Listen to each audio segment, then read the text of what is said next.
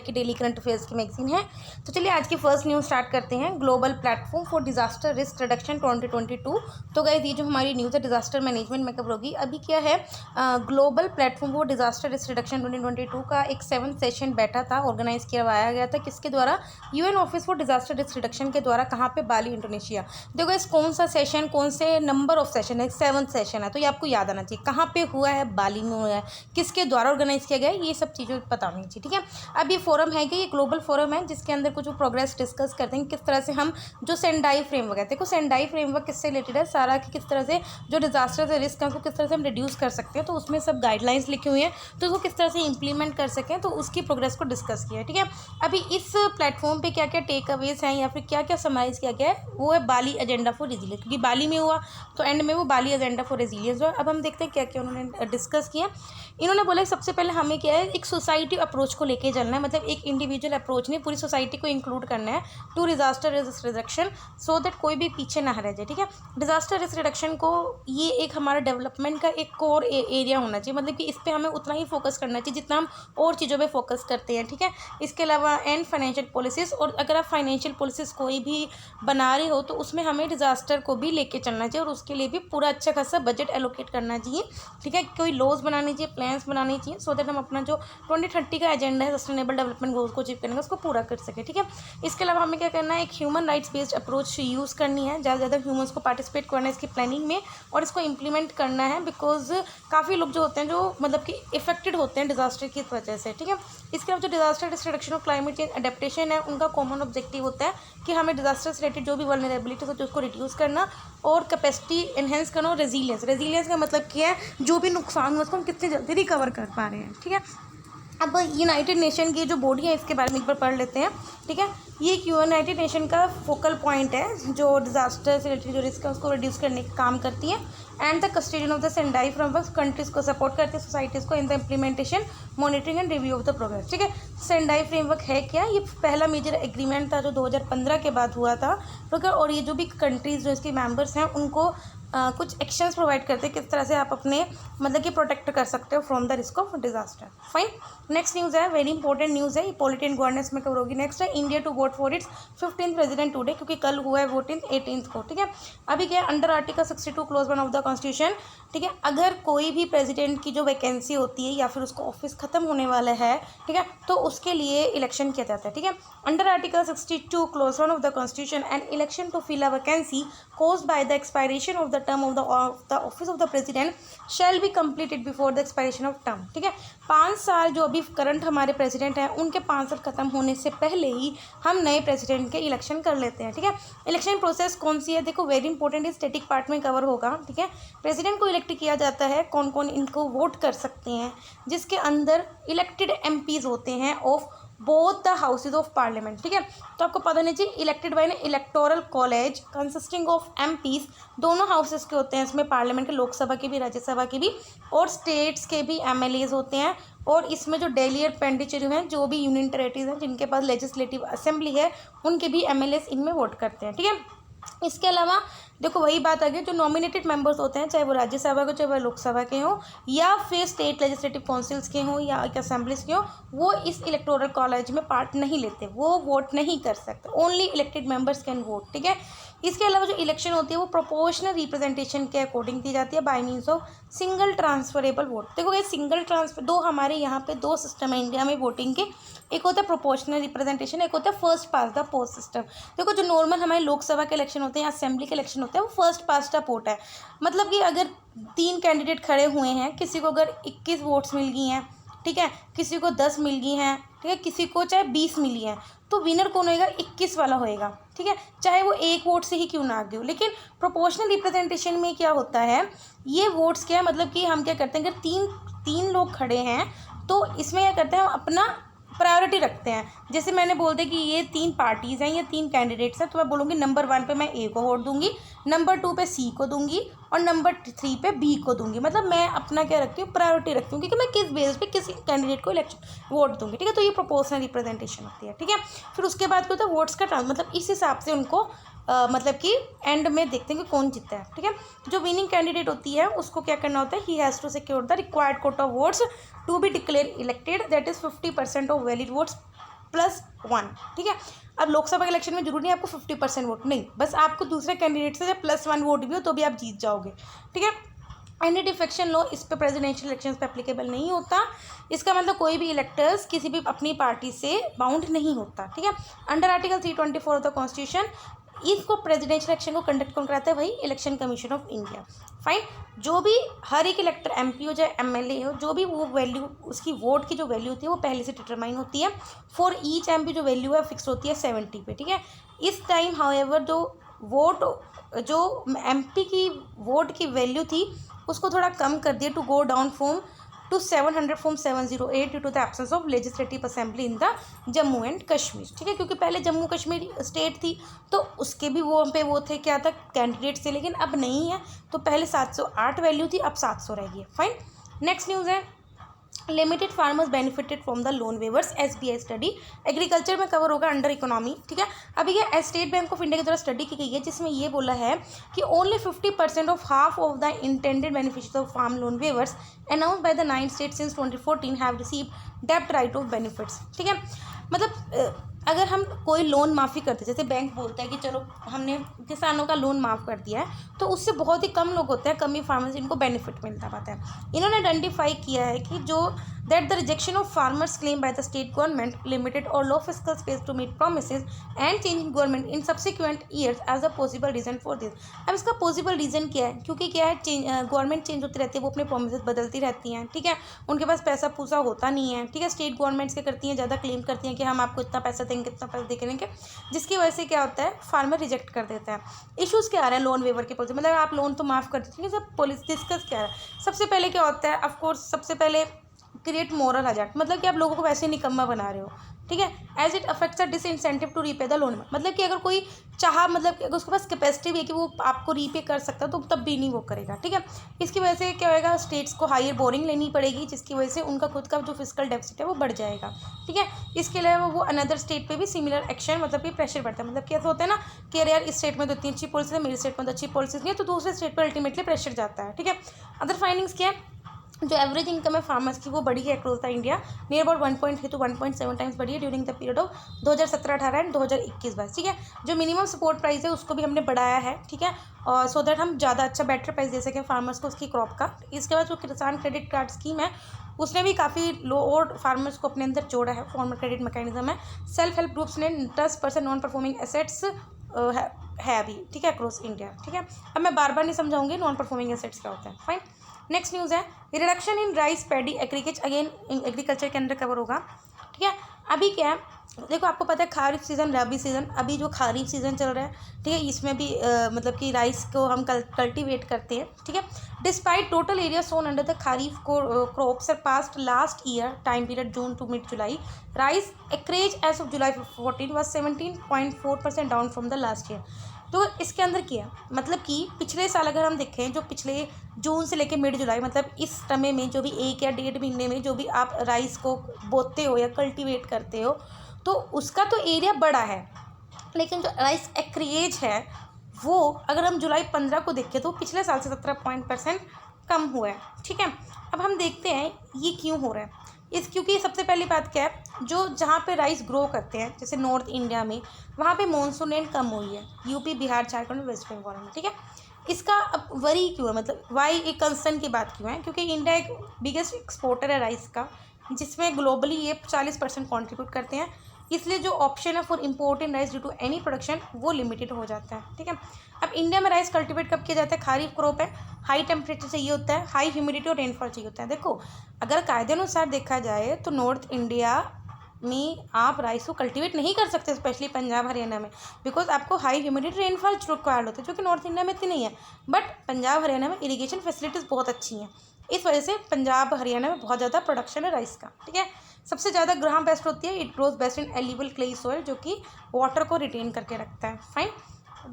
अब मेथड्स क्या rice cultivation का, एक तो ट्रांसप्लांटेशन है, इसमें सबसे पहले जो सीड्स है वो नर्सरी में उगाते हैं और जो सीडलिंग्स होते हैं उसके वो आप अपने जो भी आपका वो है फील्ड है उसमें आप उगा सकते हो once they have show 3 to 4 drilling method होता है, इसके अंदर एक बंदा पहले भी लैंड में मतलब होल करता है ड्रिलिंग करके और दूसरा बंदा बीज को बो देता है। डायरेक्ट सीडेड मेथड क्या होता है, इसको राइस के सीड्स को डायरेक्टली आप फील्ड पे सो कर देते हो, ठीक है।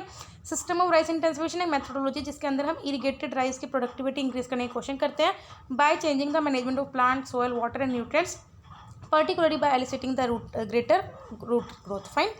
नेक्स्ट न्यूज़ है why is Kerala protesting Supreme Court's ecologically sensitive zones notification. तो कही दी जो न्यूज़ हमारी इन्वायरमेंट में कवर होगी। अभी क्या रिसेंटली के सुप्रीम कोर्ट ने डायरेक्ट किया सभी स्टेट्स को कि उन्हें क्या करना पड़ेगा, मैंडेटरी 1 किलोमीटर का इको सेंसिटिव जोन को उसकी बाउंड्रीज़ को डिमार्केट करना पड़ेगा हर एक प्रोटेक्ट मतलब किसी के स्टेट में जितनी भी प्रोटेक्टेड फॉरेस्ट लैंड है, नेशनल पार्क है, वाइल्ड लाइफ सेंचुरी है, तो उसके 1 किलोमीटर में इको सेंसिटिव जोन बनाना पड़ेगा। ये मैंडेटरी कर दिया सुप्रीम कोर्ट ने और ये उसने सभी स्टेट्स को बोला है। इसके बाद क्या है, जो केरला स्टेट असेंबली है उन्होंने एक रेजोल्यूशन पास किया है और सेंटर को बोला है कि उसके अंदर आप क्या करो कि स्टेट के जो ह्यूमन हैबिटेशन है, फार्म लैंड है, पब्लिक इंस्टीट्यूशन है, उनको एक्सक्लूड करो from ecological sensitive zone purview में, ठीक है। अगर 1 किलोमीटर का इको सेंसिटिव जोन हर जगह उनको बाउंड्री डिमार्क करनी पड़ेगी तो उससे नियर अबाउट जो 4 लाख एकड़ जहाँ पे ह्यूमंस रहते हैं और या फिर उनके फार्म लैंड्स हैं वो उसके अंदर आ जाएंगे, जिसकी वजह से अल्टीमेटली जो स्टेट के इंटरेस्ट हैं वो इम्पेक्ट होंगे और जो लाखों लोग रहते हैं नियर द प्रोटेक्टेड एरियाज उन पे भी इफेक्ट पड़ेगा, ठीक है। समझ में आ गया। तो केरला अपनी जगह सही है। इको सेंसिटिव जोन क्या होते हैं, इको सेंसिटिव जोन क्या होता है, आप किसी प्रोटेक्टेड एरिया के 1 किलोमीटर एक बाउंड्री बना रहे हो तो इसका मतलब ये होता है कि डायरेक्ट प्रोटेक्टेड एरिया पे कोई खतरा ना होए, अगर कुछ खतरा होगा तो वो इको सेंसिटिव जोन में हो जाएगा, वहीं पर सारा खतरा टल जाएगा। तो it is called a shock absorber for the protected area so that कोई भी नेगेटिव इंपैक्ट डायरेक्ट इकोसिस्टम पे ना पड़े, ठीक है। इको सेंसिटिव जोन वो एरियाज होते हैं जो एक ट्रांजिशन जोन होते हैं, ठीक है, मतलब कि एक एरिया जिनको हायर प्रोटेक्शन चाहिए और जिनको बिल्कुल प्रोटेक्शन नहीं चाहिए, इनको नोटिफाई किया जाता है under the environment protection act 1986। इसके बाद national wild life action plan ने मेंशन किया था कि कोई भी लैंड जो 10 किलोमीटर की रेंज में है of the boundaries of national park and wild life sanctuary उसको नोटिफाई करना चाहिए एज अ ईगो फ्रगाइल जोन या तो इको सेंसिटिव जोन, ठीक है। नेक्स्ट न्यूज़ है अपना tele law service to be made free of cost for citizens from 2022। तो ये न्यूज़ हमारी इकोनॉमी में कवर होगी। अभी एक MOU साइन हुआ है department of justice and department of justice और नालसा के बीच में on integrated delivery of legal services, मतलब जो लीगल सर्विसेज हैं उसको आपको किस तरह से डिलीवर किया जाए। इस एग्रीमेंट के अकॉर्डिंग जो नालसा है वो 700 लॉयर्स की सर्विस प्रोवाइड करेगी हर एक डिस्ट्रिक्ट में exclusively for tele law program, ठीक है। मतलब टेलीफोन के थ्रू आप क्या कर सकते हो, अपनी जो लीगल प्रोसीडिंग्स हैं उसको आप मतलब कि अपनी यूज़ कर सकते हो, ठीक है। इसके अंदर जो लॉयर्स होंगे वो it would act as a referral lawyers और आपको असिस्ट करेंगे किस तरह से अपने डिस्प्यूट्स को अवॉइड कर सको या डिस्प्यूट्स को रिजॉल्व कर सको एट द प्री लिटिगेशन से। 2017 में लॉन्च किया गया था बाय डिपार्टमेंट ऑफ जस्टिस जो कि ministry of law and justice के अंडर है। टेली लॉ इनिशिएटिव ये है कि जिसके अंदर हमें इलेक्ट्रॉनिक इंटरफेस प्रोवाइड करता है और एक प्री लिटिगेशन टूल है, ठीक है। टेली लॉ क्या करते हैं, लीगल एड प्रोवाइड करता है उन लोगों को पैनल लॉयर्स का जोड़ के, ठीक है, उनको कनेक्ट करके थ्रू द वीडियो कॉन्फ्रेंसिंग या टेलीफोन इंफ्रास्ट्रक्चर जो अवेलेबल है कॉमन सर्विस सेंटर में क्रॉस 1 लाख ग्राम पंचायत में। नालसा किया है, इसको कॉन्स्टिट्यूट किया था अंडर द लीगल सर्विस और authorities act 1987। Free legal service provide करती है to weaker section of society और लोक अदालत को भी ऑर्गेनाइज करती है सो दैट वो डिस्प्यूट्स को सेटल डाउन कर सके। जो चीफ जस्टिस ऑफ इंडिया वो पैट्रोन इन चीफ होते हैं और NALSA supreme court of India में ही बैठी होती है। इस एक्ट के अंदर जो स्टेट और डिस्ट्रिक्ट लीगल सर्विस अथॉरिटीज़ हैं उनको भी कॉन्स्टिट्यूट किया जाता है। तो ये जो स्टैटिक पोर्शन है ये बहुत ज़्यादा इंपॉर्टेंट बन जाता है। अब हम बढ़ते हैं छोटी छोटी न्यूज़ पे जिसमें है central board of indirect taxes and custom issued FAQs on GST applicability on pre packaged and label goods, ठीक है। अभी क्या है जो central board of indirect taxes and custom है उन्होंने बोला है कि GST के पर्पस की वजह से जो प्री पैकेज्ड कमोडिटी होते हैं मतलब जो पहले से ही पैकेज होती हैं वो उस तरह की कमोडिटी होती हैं without the purchaser being present is place in a package of whatever nature whether sealed और not so that product contain therein has a predetermined quantity. देखो, अगर आपने फ्रूटी ली जो ऑलरेडी प्री पैकेज्ड है, तो उसकी जो quantity लिखी है 100 ml या 150 ml तो वही है, उसकी जो नेचर होगी चाहे वो सील्ड है या नहीं है, ठीक है, तो वो है। It is which without the purchaser being present, मतलब कि जब भी वो अगर पैक हुई होगी तो आप वहाँ पे प्रेजेंट थोड़ा थे, वो तो जब मार्केट में आपने तब ली ना, तो वही बात है, ठीक है। इसके अंदर जो सिंगल पैकेजेस हैं फूड आइटम के, जैसे कोई भी सीरियल्स होगी, पल्सीज हो गया या आटा हो गया जिसका वेट 25 किलो तक होगा, उसको भी कंसीडर किया जाएगा pre package and labelled.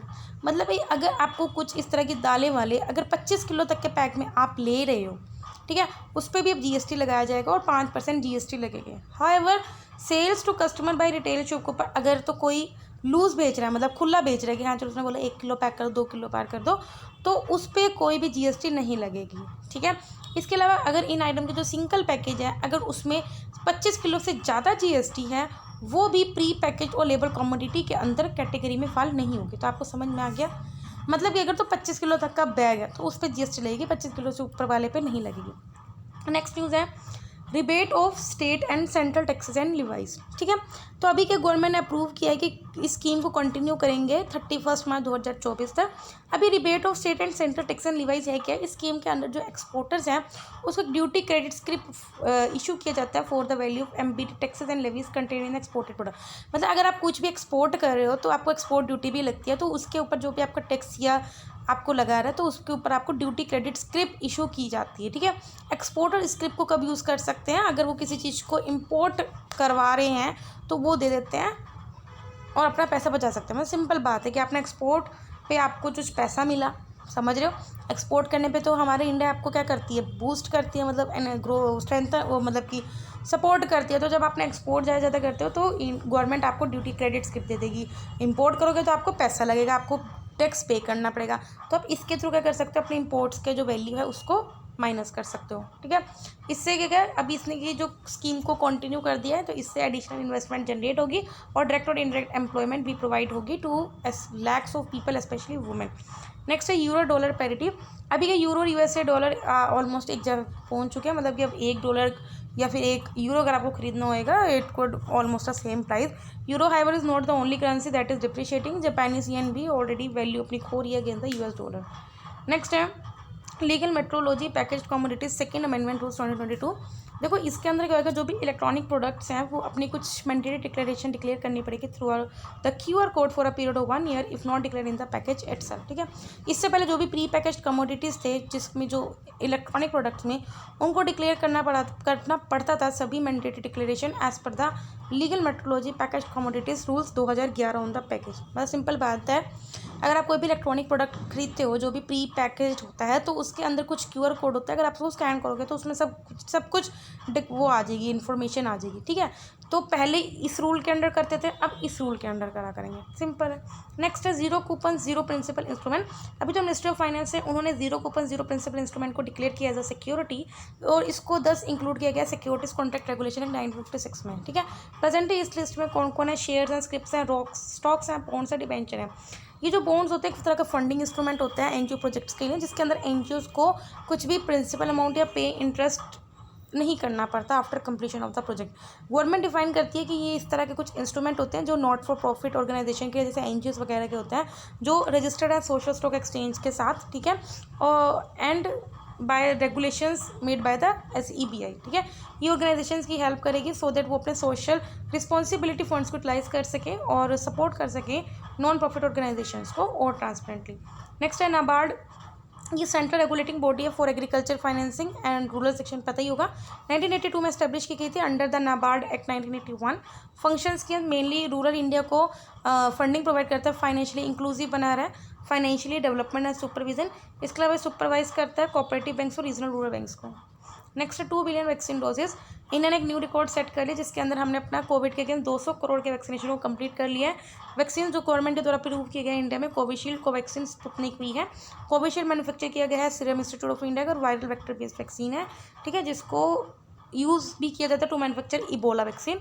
Covaxin को मैन्युफैक्चर किया था भारत बायोटेक के द्वारा और ये variant inactivated corona virus vaccine है और इसको which is use to manufacture और भी वैक्सीन को मैन्युफैक्चर करता है इन्फ्लुएंजा, रेबीज या हेपेटाइटिस ए को। स्पुतनिक रशिया के गैमिलियन इंस्टीट्यूट के द्वारा डेवलप किया गया और ये डॉक्टर रेडिस लेबोरेटरी के साथ काम करता है for Gam COVID combined vector vaccine. Next है प्रोजेक्ट 75I। अभी डिफेंस मिनिस्ट्री ने एक बार द्वारा इसकी डेडलाइन एक्सटेंड कर दी है, जिसके अंदर रिक्वेस्ट फॉर प्रपोजल को सबमिट करने का जो रिस्पॉन्स है वो इन द डील फॉर 6, मतलब इसके अंदर क्या है, इस प्रोजेक्ट के अंदर कुछ 6 एडवांस सबमराइंस की डील है जिसको सबमिट करना है और उसकी डेडलाइन एक्सटेंड कर दिया। इसके अंदर क्या 6 मॉडर्न कन्वेंशनल सबमराइंस हैं जिसके अंदर कंटेम्प्रेरी इक्विपमेंट, मॉडर्न इक्विपमेंट है, वेपन्स और सेंसर्स हैं including fuel cell based air independent propulsion plant, कुछ टॉर्पेडोज भी है। इसको क्लियर किया गया अंदर द स्ट्रेटेजिक पार्टनरशिप मॉडल, जहाँ पे जो इंडिया का शिपयार्ड है उसको गवर्नमेंट के द्वारा सेलेक्ट किया गया है। इसके अलावा इसमें कुछ फॉरेन ओरिजिनल इक्विपमेंट मैन्युफैक्चर को भी नॉमिनेट किया under the overall arc of make in India. Next है कुछ न्यूज़ में फेस्टिवल देखते हो। अन्नय्यतु, देखो ये very important art and culture point of view से ये एनुअल रिचुअल है। कहाँ पे? केरला के श्री वाड़ाकुंजा टेम्पल में, जिसमें 50 एलिफेंट्स को स्पेशल फूड खिलाया जाता है सो दैट हम लॉर्ड गणेश जी को खुश कर सके। इसको इसलिए स्टार्ट किया गया था सो दैट हम एलिफेंट्स को परेड कर सकें at the 1982 gums opening ceremony regain health. ठीक है, स्पिरिचुअल इसको परफॉर्म किया जाता है सो दैट किसी की अगर लाइफ में कोई दुख दर्द आ रहा है, ऑब्स्टेकल्स, उसको रिमूव कर सके। एक है बोनालू, इसको सेलिब्रेट किया जाता है in the month of Ashadh, July to August, Telangana में। ठीक है, तेलंगाना में किया जाता है गोलकोंडा फोर्ट। ठीक है, बोनालू को उसका नाम मिला वर्ड बोनम, जिसका मतलब होता है मील और अ फीस्ट इन तेलुगु। ठीक है, इसको फेस्टिवल ओरिजिन है 19th सेंचुरी हैदराबाद से। इसके अंदर कुछ रिलीजियस सेरेमनी होती है ऑफ गॉडेस येल्लमा, जो कि महाकाली का एक रूप माना जाता है।